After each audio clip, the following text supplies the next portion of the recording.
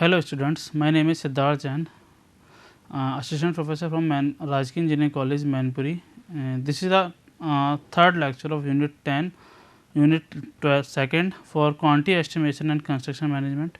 We will understand about the legal aspect of contract and the law related to the contract in this lecture. Okay. Now we understand about the legal aspects.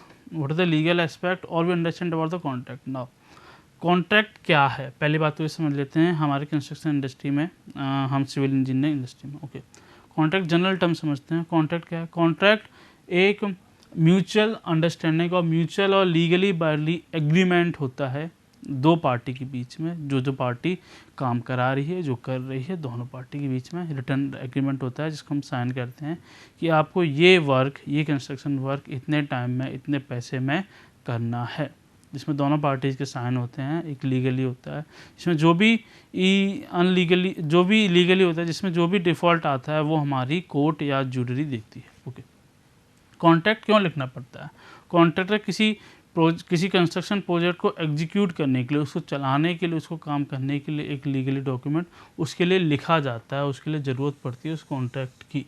Now contract हमारा enforce, law के enforce होता है, means उसमें law के अंदर ही रखना पड़ता है चीज़ों को, जिससे नॉर्मल चीज़ों को दिक्कत नहीं है, नॉर्मल चीज़ें हमारे तरीके से चलें और कॉन्ट्रैक्ट भी चले। ओके, जो दो पार्टी हमारी बाउंड होती है कॉन्ट्रैक्ट से, जो एक पार्टी कॉन्ट्रैक्ट दे रही है, दो पार्टी कॉन्ट्रैक्ट ले रही है, जिसके उस कॉन्ट्रैक्ट पे साइन है, उसी को उस कॉन्ट्रैक्ट से जो फ़ायदे या नुकसान हो रहे हैं उसी को होंगे। कोई अदर पर्सन, थर्ड पर्सन इसमें इन्वॉल्व अगर होता है या नहीं भी होता है तो उसको इस कॉन्ट्रैक्ट से कोई भी बेनिफिट नहीं होगा या कोई भी नुकसान नहीं होगा। Not a party can either benefit और सफ़र फ्रॉम इट।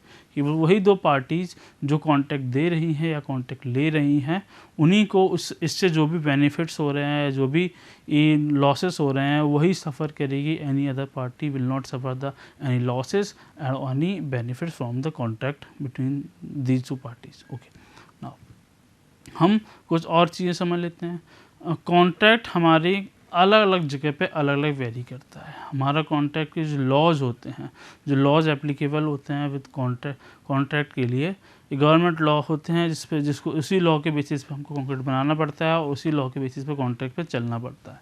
ये अलग अलग स्टेट्स में अलग अलग होते हैं। कुछ स्टेट्स में कुछ चीज़ रिस्ट्रिक्शंस होते हैं तो वहाँ पर उस कॉन्ट्रैक्ट में हम वो नहीं कर सकते हैं। कुछ चीज़ में उससे रिस्ट्रिक्शन नहीं होते हैं तो हम इस कॉन्ट्रैक्ट को आगे बढ़ा सकते हैं। ये अलग अलग स्टेट्स में अलग अलग चलता है। नाउ कॉन्ट्रैक्ट किस लॉ पे बेस करता है? कॉन्ट्रैक्ट का गवर्निंग लॉ क्या है? कॉन्ट्रैक्ट का गवर्निंग लॉ हमारा जो होता है वो एक प्लेस के लिए डिफ़ाइन होता है, उस रीजन के लिए डिफ़ाइन होता है कि हमने एक कॉन्ट्रैक्ट बनाया जिसमें जो लॉ लगे हुए हैं वो उस जगह पे ही है, जिस जगह पे हम वो साइट है, कंस्ट्रक्शन हो रहा है या कॉन्ट्रैक्ट चल रहा है, कॉन्ट्रैक्ट उस जगह के लिए होते हैं। या फिर जो दो पार्टीज़ रहती हैं, जिसका रेसिडेंस है, जिस जगह पे वो पार्टीज़ काम करा रही हैं, जहाँ पर रहती हैं, उस दो पार्टी के बीच को जो रेसिडेंस है उस जगह के लिए वैलिड होता है। ये नहीं हो सकता कि वो कॉन्ट्रैक्ट किसी दूसरी साइड पे ही, उसके जो लॉज हैं वो दूसरी साइड पे ही वैलिड हों। वहाँ के लॉज अलग होंगे कॉन्ट्रैक्ट के, वहाँ पर जो कॉन्ट्रैक्ट बनाया जाएगा उसके लॉज अलग होंगे। उसमें हो सकता है कुछ चीज़ रिस्ट्रिक्ट हो, कुछ चीज़ नहीं हो। ठीक है, तो अलग अलग जगह पे अलग अलग रेसिडेंस या अलग अलग प्लेस के हिसाब से वेरी करते हैं। ना जो कॉन्ट्रैक्ट्स में जो भी डिस्प्यूट्स होते हैं वो उस इंचार्ज, वहाँ पे जो इंजीनियर, हेड इंजीनियर जो इंचार्ज होता है उसी पे डिपेंड करता है। एंड उसका जो डिसीजन होता है वही फाइनल डिसीजन कहलाता है। जो भी डिस्प्यूट्स हो तो बिटवीन द पार्टीज़, जो पार्टीज़ ने कॉन्ट्रैक्ट दिया है, जो पार्टी ने कॉन्ट्रैक्ट लिया है, उन दोनों के बीच में जो भी डिस्प्यूट्स होते हैं, जैसे कॉस्ट के रिलेटेड, टाइम के रिलेटेड जो भी डिस्प्यूट्स हैं, वो डिस्प्यूट्स वहाँ पर जो इंचार्ज पहले, मतलब स्टार्टिंग में जो इंचार्ज होता है हमारा, उसी के पास जाता है। देन अगर इंचार्ज इंजीनियर जो नहीं सेटल कर पाता है, देन वो लॉ हमारा कोर्ट पे जाता है कॉन्ट्रैक्ट, और कोर्ट में देखा जाता है कि उस चीज़ को कैसे डिस्कस करें जाए। ओके, नाउ अब हम कुछ एलिमेंट्स समझ लेते हैं, कुछ ज़रूरी वाली चीज़ समझ लेते हैं कॉन्ट्रैक्ट से रिलेटेड, जो उस कॉन्ट्रैक्ट में होनी चाहिए। अगर वो कॉन्ट्रैक्ट में ये चीज़ें नहीं होती हैं, कुछ एलिमेंट्स नहीं होते हैं, तो उस कॉन्ट्रैक्ट को वॉइड आ जाता है, उस कॉन्ट्रैक्ट में एक कमी रह जाती है। तो इन चीज़ों का इस कुछ एलिमेंट्स का होना ज़रूरी होता है कॉन्ट्रैक्ट में, उसका नहीं होने से दिक्कत हो सकती है। पहली चीज़ एग्रीमेंट। एग्रीमेंट क्या होता है? एग्रीमेंट भी रिटन डॉक्यूमेंट होता है। सिंपल तरीके से एग्रीमेंट से एक म्यूचुअल अंडरस्टैंडिंग बन जाती है कि उस काम को करने के लिए, उस काम को करना है, किस तरीके से करना है, उस दोनों चीज़ों को समझदारी हो जाती है। ओके, जो वर्डिंग होती है कॉन्ट्रैक्ट में लिखी हुई, वो इस तरीके से होनी चाहिए कि वो सभी को समझ में आ जाए, और जो सिग्नेचर और जो स्पीकिंग है दोनों पार्टीज़ की, वो भी इस तरीके से होनी चाहिए कि किसी चीज़ को समझ जाए। कोई भी कॉन्ट्रैक्ट में चीज़ें इस तरह कोई छिपी हुई हिडन चीज़ नहीं होनी चाहिए, जिससे हिडन वर्डिंग नहीं होनी चाहिए जिससे दूसरी पार्टी को नुकसान या कुछ चीज़ हो। वर्डिंग सिंपल होनी चाहिए, क्लियर होनी चाहिए, सिग्नेचर क्लियर होना चाहिए। कुछ केसेस में कॉन्ट्रैक्ट को नलीफाई कर दिया जाता है जब हमारे उस कॉन्ट्रैक्ट को सही तरीके से प्रूव नहीं कर सके, या कोई ऐसा प्रूफ नहीं हो, एविडेंस नहीं हो जो ये बता सके कि वो रियल एग्रीमेंट है। कभी कभी फॉल्स एग्रीमेंट या डिफ़ॉल्ट एग्रीमेंट भी आ जाते हैं। अगर डिफ़ॉल्ट एग्रीमेंट हमारे पास है, तो अगर रियल एग्रीमेंट हमारे पास है तो उसके लिए हमें प्रूफ चाहिए, सफिशिएंट एविडेंस चाहिए। अगर वो नहीं होता है तो उस कॉन्ट्रैक्ट को, उस एग्रीमेंट को हम अपना नलीफाई कर सकते हैं, उस एग्रीमेंट को हम हटा सकते हैं। ओके, तो एग्रीमेंट के बारे में समझे। Agreement written document mutual understanding होती है कि दो पार्टी के बीच में, जिसमें बेसिकली सिंपल लैंग्वेज में चीज़ें लिखी जाती हैं, कही जाती हैं, और दोनों के सिग्नेचर होते हैं। ओके, एग्रीमेंट एक इम्पोर्टेंट एलिमेंट होता है किसी भी कॉन्ट्रैक्ट के लिए, और वो होना ही चाहिए। नाउ सेकंड चीज़, लॉफुल सब्जेक्ट मैटर। सारी जो चीज़ें हैं कॉन्ट्रैक्ट में, हम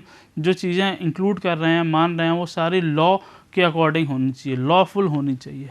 अगर लॉ से अलग जाती है, कोई लॉ कौन से होते हैं जो गवर्नमेंट लॉ को अप्लाई करती है फॉर समथिंग, उस लॉ के अवे जाते हैं, स्टेट लॉ करती है, या फिर कोई पब्लिक पॉलिसी में कुछ गलती हो जाती है, पब्लिक पॉलिसी को वो हार्म करें, वो लॉ जो कॉन्ट्रैक्ट में दिए हुए हैं, तो वो उस कॉन्ट्रैक्ट को हम नलीफाई कर सकते हैं, वो कॉन्ट्रैक्ट को हटा दिया जाता है, वो अनइन्फोर्सेबल हो जाता है, उसको हम नहीं इंक्लूड करते, उसको हटा देते हैं। ओके, हमने क्या देखा? हमने लॉ सब्जेक्ट मैटर होना चाहिए, यानी कि हमारा जो कॉन्ट्रैक्ट बना हुआ है वो इस तरीके से होना चाहिए कि कॉमन पीपल के जो कॉमन लॉ हैं उसको हरास ना करें, उसको बेकार ना करें। स्टेट्स के लॉ हैं उसके अपोज में नहीं जा सकते, उसके सहमति में जाएंगे।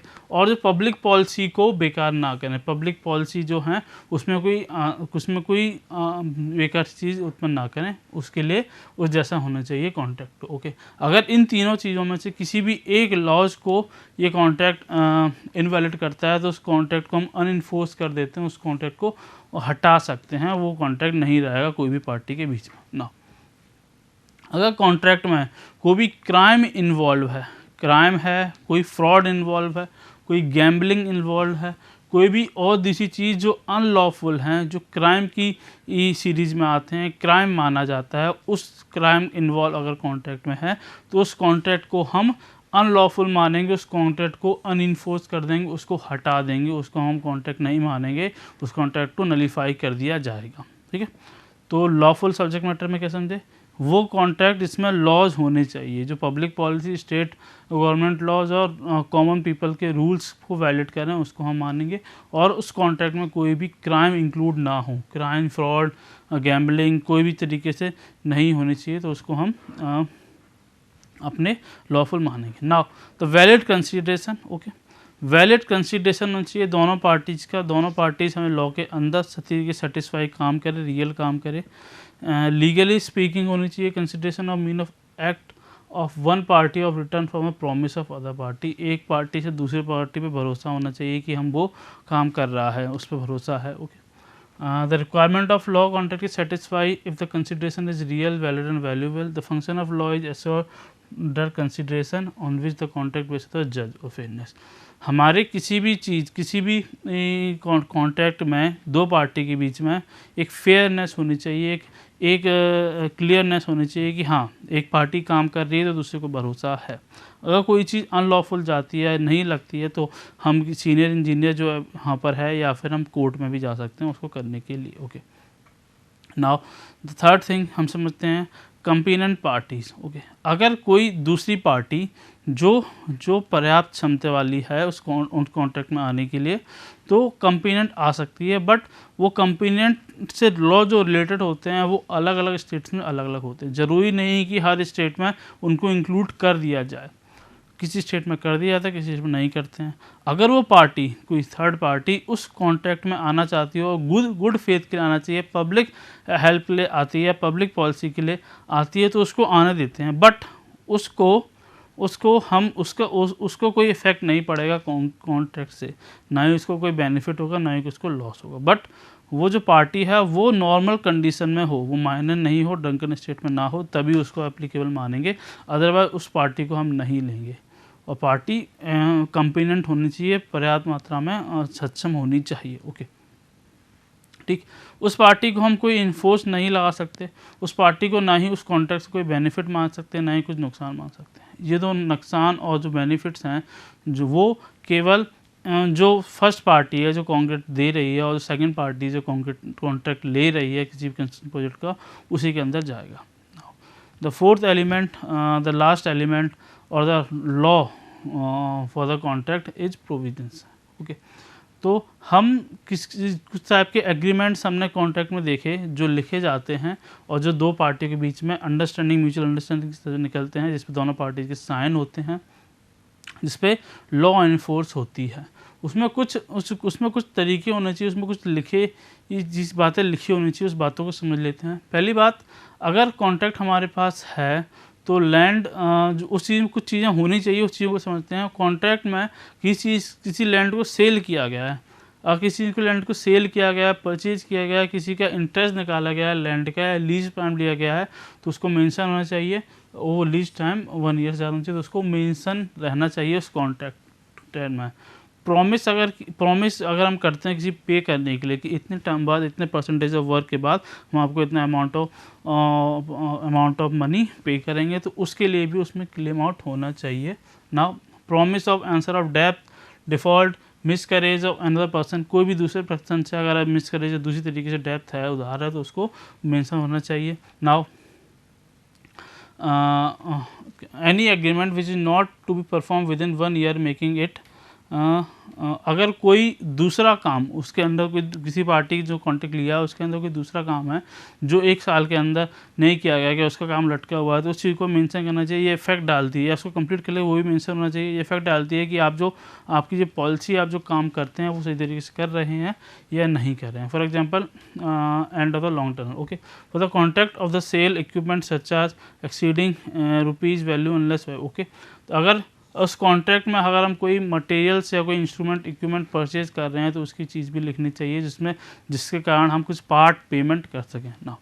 हमने इस लेक्चर में कॉन्ट्रैक्ट के बारे में समझा, कॉन्ट्रैक्ट क्या होते हैं, उसमें कुछ एलिमेंट्स के बारे में जाना, कॉन्ट्रैक्ट एलिमेंट्स क्या होते हैं। तो उस कॉन्ट्रैक्ट के एलिमेंट और कॉन्ट्रैक्ट के बारे में एक बार दोबारा शॉर्ट टर्म में, ब्रीफ में डिस्कस कर लेते हैं। पहली बात तो हम समझते हैं कॉन्ट्रैक्ट क्या था। कॉन्ट्रैक्ट म्यूचुअली और लीगली रिटर्न डॉक्यूमेंट था बाइंडिंग, जो दो पार्टी के बीच में होता है, जो उस किसी प्रोजेक्ट को के लिए बनाया जाता है कि हमने ये प्रोजेक्ट दिया है, दूसरे ने प्रोजेक्ट लिया है। क्यों बनाया जाता है, कॉन्ट्रैक्ट क्यों लिखा जाता है?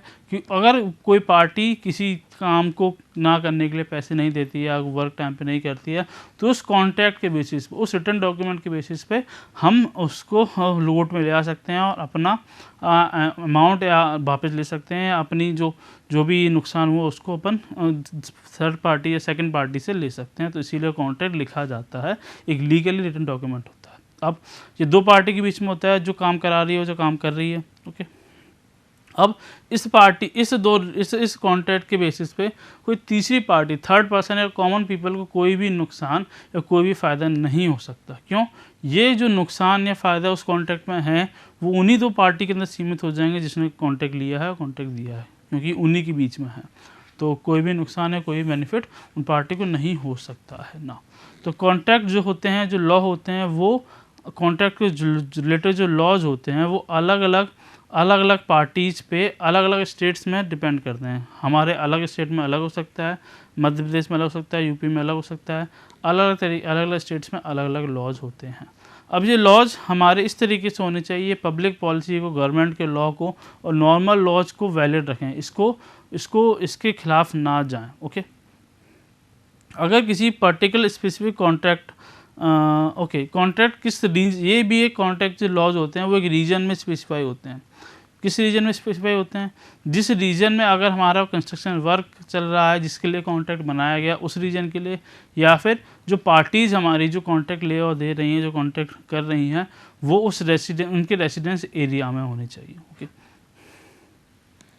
ओके, कॉन्ट्रैक्ट के अंदर जो भी डिस्प्यूट्स आते हैं फर्स्ट एंड सेकंड पार्टी के अंदर, वो कौन संभालता है? कॉन्ट्रैक्ट के अंदर जो भी डिस्प्यूट्स आते हैं वो हमारे इंजीनियर्स इंचार्ज संभालते हैं। जो हेड इंजीनियर उस डिपार्टमेंट का है, सुपरिटेंडेंट इंजीनियर, एग्जीक्यूटिव इंजीनियर, वो उस चीज़ को देखता है और उसी का जो डिसीजन होता है वो फाइनल होता है। अगर उस डिसीजन को हम नहीं मानते हैं देन हम कोर्ट में जा सकते हैं, कोई भी पार्टी, और अपनी चीज़ को वैलिड करा सकती है। नाउ कुछ एलिमेंट्स कॉन्ट्रैक्ट के होते हैं, कुछ चीज़ें होती हैं कॉन्ट्रैक्ट से रिलेटेड जिस चीज़ों को कॉन्ट्रैक्ट में होनी ही चाहिए, नहीं होती है तो एक चीज़ वॉइड उत्पन्न हो जाता है, वॉइड पैदा हो जाता है कॉन्ट्रैक्ट से रिलेटेड कि उसमें कुछ कमी है।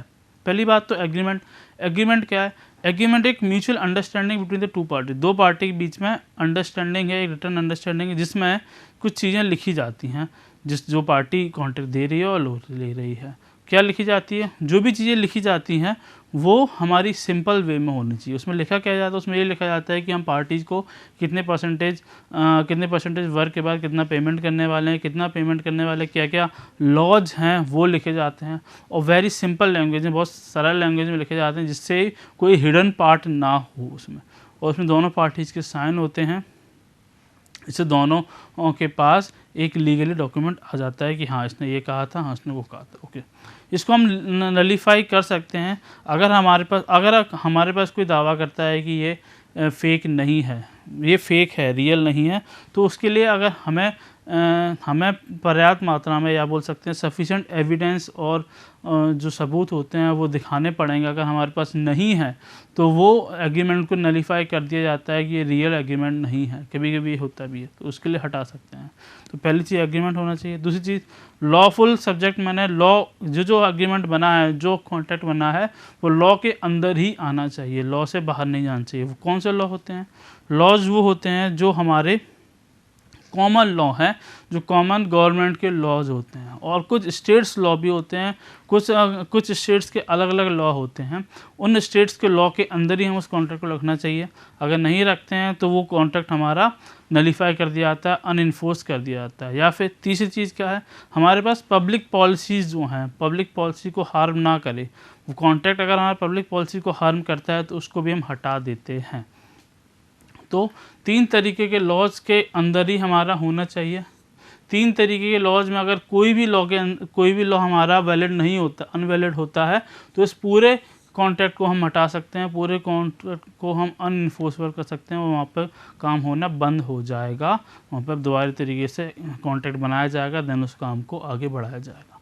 दूसरी चीज़, उस कॉन्ट्रैक्ट में कोई भी किसी भी तरीके का क्राइम इन्वॉल्व ना हो, उसमें जो अमाउंट यूज़ हो रहा है वो लीगल वे से ही आए, उसमें कोई फ्रॉड इन्वॉल्व ना हो, कोई भी क्राइम नहीं हो, कोई भी गैम्बलिंग वगैरह ना हो। अगर इस तरीके से कोई भी चीज़ कॉन्ट्रैक्ट में इन्वॉल्व होती है, उस पार्टी के बीच में इन्वॉल्व होती है, देन उस कॉन्ट्रैक्ट को हम नलीफाई कर सकते हैं, उस कॉन्ट्रैक्ट को हम इनफोर्सबल बना सकते हैं, उस कॉन्ट्रैक्ट को हम हटा सकते हैं। तो कॉन्ट्रैक्ट हमारा लॉ के अंदर भी होना चाहिए। These laws for the contract making. Now हम वैलिड कंसिडरेशन, तीसरा एलिमेंट हमारा है वैलिड कंसिडरेशन हमारा रियल होना चाहिए। दोनों पार्टीज़ के एक दूसरे पर विश्वास होना चाहिए कि हाँ हमारा जो काम हो रहा है वो फेयरली हो रहा है, दूसरा काम मतलब फेयरली दे रहा है। जो अमाउंट का ट्रांसफर है, जो एक पार्टी दूसरी पार्टी को दे रही है, वो अमाउंट भी हमारा टाइम टू टाइम जाना चाहिए। ये एक दूसरी पार्टी पे हमारा भरोसा होना चाहिए। बेसिकली वही कंसिडरेशन कहलाता है दोनों पार्टी के बीच में, यही हमारा valid consideration. Next, competent party. अगर कोई तीसरी पार्टी इस कॉन्ट्रैक्ट में इन्वॉल्व होना चाहती है तो वो इन्वॉल्व होना सकती है केवल एक कंडीशन पे। कंडीशन क्या है? कि वो पार्टी गुड फेथ के लिए उस कॉन्ट्रैक्ट में आ रही है, बट वो इन्वॉल्व हो सकती है, अपना अमाउंट लगा सकती है, अपना पार्टिसिपेंट दे सकती है, बट उस कॉन्ट्रैक्ट से उसको कोई फ़ायदा या नुकसान नहीं होगा, क्योंकि वो कॉन्ट्रैक्ट दो पार्टी के बीच में ही है, केवल वो एक गुड फेथ के लिए आ रही है। ओके, बट ज़रूरी नहीं कि हर स्टेट हर जगह पे ये चीज़ लागू हो। कुछ स्टेट्स इसको मानते हैं, कुछ जगह पे ये लॉ इन्फोर्स होता है, कुछ जगह पे ये कंपटीशन लॉ इन्फोर्स नहीं होता है। ओके, अगर वो party third party normal state में है, मायने नहीं है ड्रंकन स्टेट में होती है, कुछ दूसरे मिसबिहेव की तरीके से उस चीज़ में इन्वॉल्व होना चाहती है, अपने फ़ायदे के लिए नुकसान होना चाहती है, तो उस पार्टी को हम उस कॉन्ट्रैक्ट में इन्वॉल्व नहीं होने देते, उसको हम हटा देते हैं। ओके, या उस चीज़ को हम अनइन्फोर्स कर देते हैं, इनइन्फोर्स कर सकते हैं, उसको हटा सकते हैं ना। लास्ट हम समझते हैं कुछ प्रोविजंस जो हमारे कॉन्ट्रैक्ट फॉर्म में होने ही चाहिए, जो होते चाहिए या फिर कुछ होने चाहिए हमारे कॉन्ट्रैक्ट में होने चाहिए इन्फोर्स होने के लिए। एग्रीमेंट्स होने चाहिए जो रिटर्न और साइन होने चाहिए दोनों पार्टी से, जिसके बाद ये जो लॉज हैं वो इन्फोर्स हो उसमें। ओके, कुछ टाइप ऑफ वो हम देखते हैं क्या है। पहली है हमारे पास contracts of the sale of land और many my interest in land और lease for the period exceeding 1 year. Okay, अगर कॉन्ट्रैक्ट में हम लैंड के लिए कॉन्ट्रैक्ट बना रहे हैं या फिर उसमें अपना प्रॉफिट देख रहे हैं या फिर लीज देख रहे हैं, तो वो उसमें मेंशन होना चाहिए ना। प्रॉमिस टू पे claim out of this money. Okay, अगर हमने किसी जगह की लैंड ली है, किसी भी अपने कंस्ट्रक्शन प्रोजेक्ट में से किसी हाईवे निकाल रहे हैं कहीं पे, तो हाईवे में किसी जगह की लैंड आ रही है। ओके, तो उस लैंड का जो मालिक है, जो ओनर है, उससे एक प्रॉमिस करना होता है कि उसका जो अमाउंट है, जो लैंड का अमाउंट है, उसको पे करेंगे। इस चीज़ को कॉन्क्रीट में वैलिड होना चाहिए। ये गवर्नमेंट डिपार्टमेंट देखता है, जैसे अगर कोई रेलवे लाइन बिछ रही है, रेलवे लाइन जा रही है, कोई हाईवे जा रहा है, उसके बीच में किसी खेत आ रहा है, किसी का लैंड आ रही है किसी ओनर की, तो उस ओनर को सफिशेंट अमाउंट मिलता है, उसका क्लेम किया जाता है उस पर्टिकुलर कॉन्ट्रैक्ट में, तो वो चीज़ उस कॉन्ट्रैक्ट में होनी ही चाहिए ना। अगर प्रॉमिस किसी जगह पर हमको किसी ने प्रॉमिस किया, किस चीज़ का प्रॉमिस किया गया है, किस चीज़ का प्रॉमिस किया गया है कि हमने किसी को डेप्थ या मिस कैरेज या अनदर किसी दूसरे पर्सन को किराया वगैरह कुछ देना चाहते हो, तो उसको भी इस कॉन्ट्रैक्ट में मेंशन होना चाहिए। The last another thing is, अगर कोई एग्रीमेंट हमारा 1 साल के अंदर एग्रीमेंट बनाया गया, उस एग्रीमेंट पे 1 साल के अंदर कुछ नहीं किया गया, कुछ काम नहीं किया गया, तो उसको भी मेंशन होना चाहिए। ठीक, अगर कॉन्ट्रैक्ट में कुछ उस कंस्ट्रक्शन वर्क के लिए, किसी काम के लिए हमें कुछ मशीन्स चाहिए, कुछ इक्विपमेंट्स चाहिए जो हमारे मटेरियल कॉस्ट से ज़्यादा आ रही है, तो उसको भी मेंशन होना चाहिए, क्योंकि उसके लिए अमाउंट भी पास किया जाता है ना। तो हमने बहुत सारी चीज़ें देखी कॉन्ट्रैक्ट से रिलेटेड, अपने लीगल कॉन्ट्रैक्ट के बारे में जाना, कॉन्ट्रैक्ट क्या होता है, कुछ टर्म्स जाने उसके बारे में, कॉन्ट्रैक्ट क्यों इम्पोर्टेंट है, कॉन्ट्रैक्ट के लॉज रिलेटेड लॉज क्या हैं, कॉन्ट्रैक्ट किस कंडीशन में नलीफाई किया जाता है, कॉन्ट्रैक्ट किस कंडीशन में वैलिड माना जाता है, इन सारी चीज़ों को हमने देखा। ठीक है, हमने एक बार दोबारा सारी चीज़ों को थोड़े तरीके से देख लेते हैं। सबसे पहले हमने देखा कि कॉन्ट्रैक्ट क्या होता है, कॉन्ट्रैक्ट किन किन पार्टियों के बीच में होता है, कोई अदर पार्टी आती है तो उसको फ़ायदा मिलता है या नहीं मिलता है, नहीं मिलता है, उसको कोई फ़ायदा या नुकसान नहीं होगा किसी अनदर पार्टी का। ओके, अंडरस्टैंडिंग होती है, लीगल डॉक्यूमेंट होता है, एग्रीमेंट होता है। अब ये कॉन्ट्रैक्ट हमारा स्टेट टू स्टेट वेरी करता है। ओके, इसके लॉज जो होते हैं स्टेट्स में वो भी वेरी करते हैं, किसी स्टेट में कुछ लॉ लगा सकते हैं, नहीं लगा सकते हैं। इसका डिस्प्यूट होता है, वो जो सबसे हायर ऑफिशियल इंजीनियर होता है उसके ऊपर डिपेंड करता है, उसके बाद ये गवर्नमेंट या कोर्ट डिसाइड करती है ना। इसकी कुछ एलिमेंट्स हमने देखा, जैसे एग्रीमेंट देखा। एग्रीमेंट एक रिटन डॉक्यूमेंट होता है जिसमें दोनों पार्टीज अपनी अपनी बात लिखती हैं और दोनों पार्टीज के साइन होते हैं, और वो एक एविडेंस होता है, एक चीज़ होती है जिसके बेसिस पे हम कोई भी अपने कॉन्ट्रैक्ट को बोल सकते हैं ना।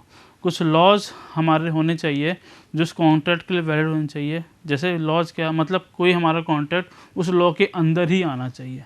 अगर कॉन्ट्रैक्ट में लिखी हुई बातें लॉज के खिलाफ जाती हैं तो उस कॉन्ट्रैक्ट को हम नलीफाई कर सकते हैं, उस कॉन्ट्रैक्ट को अनइन्फोर्सेबल कर सकते हैं, उस कॉन्ट्रैक्ट को हम हटा सकते हैं, वो कॉन्ट्रैक्ट हमारे मतलब का नहीं है। वो क्या क्या लॉज हैं, वो हमारे सिंपल रूल्स हैं, सिंपल जो कॉमन लॉ को के अनवैलिड जा रहे हैं, कॉमन लॉ के खिलाफ जा रहे हैं, स्टेट लॉ के खिलाफ जा रहे हैं, पब्लिक पॉलिसी के खिलाफ जा रहे हैं। इन तीनों के खिलाफ या किसी भी एक के अपोज में जाता है तो हम कॉन्ट्रैक्ट को हटा सकते हैं। ठीक है। अगर कॉन्ट्रैक्ट में कोई भी फ्रॉड है, क्राइम है, कोई भी तरीके का ऐसा क्राइम है, जो भी चीज़ है जो क्राइम के अंडर आती है, कोई भी ऐसी चीज़ है तो उसको हम हटा सकते हैं। ओके, नाउ वैलिड कंसिडरेशन, सभी चीज़ों दोनों पार्टीज़ का कंसिडरेशन होना चाहिए, दोनों पार्टी का एक टाइम होना चाहिए, पैसा होना चाहिए, दोनों पार्टी की म्यूचुअल अंडरस्टैंडिंग होनी चाहिए।